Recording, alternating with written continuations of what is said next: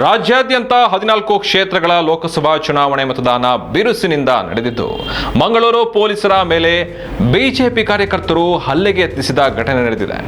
ಇನ್ನು ಈ ಒಂದು ಶಿಸ್ತಿನ ನಡುವೆಯೂ ಈ ಘಟನೆ ನಡೆದಿದ್ದು, ಪೊಲೀಸರ ಮೇಲೆ ಕ್ಷುಲ್ಲಕ ಕಾರಣಕ್ಕೆ ಜಗಳ ತೆಗೆದ ಬಿಜೆಪಿ ಕಾರ್ಯಕರ್ತರು ಹಲ್ಲೆಗೆ ಯತ್ನಿಸಿದ್ದಾರೆ ಎಂದು ಮಾಹಿತಿ ಕೂಡ ಲಭ್ಯವಾಗಿದೆ. ಇಲ್ಲಿನ ಮತಗಟ್ಟೆಯೊಂದರಲ್ಲಿ ಕಾಂಗ್ರೆಸ್ ಅಭ್ಯರ್ಥಿ ಪದ್ಮರಾಜ್ ಮತ ಚಲಾಯಿಸಿ ಮತಗಟ್ಟೆಯಿಂದ ಹೊರಗೆ ಬಂದ ನಂತರ ಮಾಧ್ಯಮದವರು ಕೇಳುತ್ತಿದ್ದ ಪ್ರಶ್ನೆಗಳಿಗೆ ಉತ್ತರ ನೀಡುತ್ತಿದ್ದರು. ಈ ಸಂದರ್ಭದಲ್ಲಿ ಸಂದೀಪ್ ಎಕ್ಕಾರ್ ಎಂಬಾತ ಅಸಹನೆಯಿಂದ ಜಗಳ ತೆಗೆದಿದ್ದಾನೆ.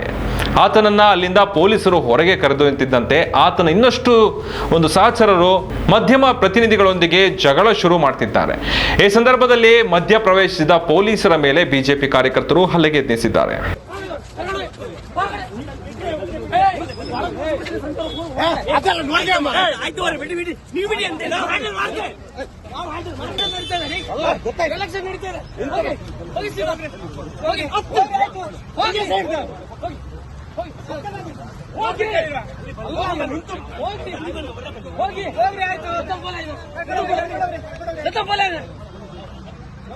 ಇಲ್ಲಿ ಎಲೆಕ್ಷನ್ ನಡೀತಿರೋದು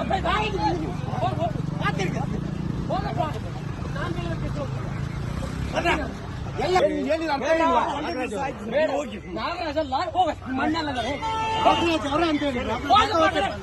ಹೋಗ್ತೀವಿ.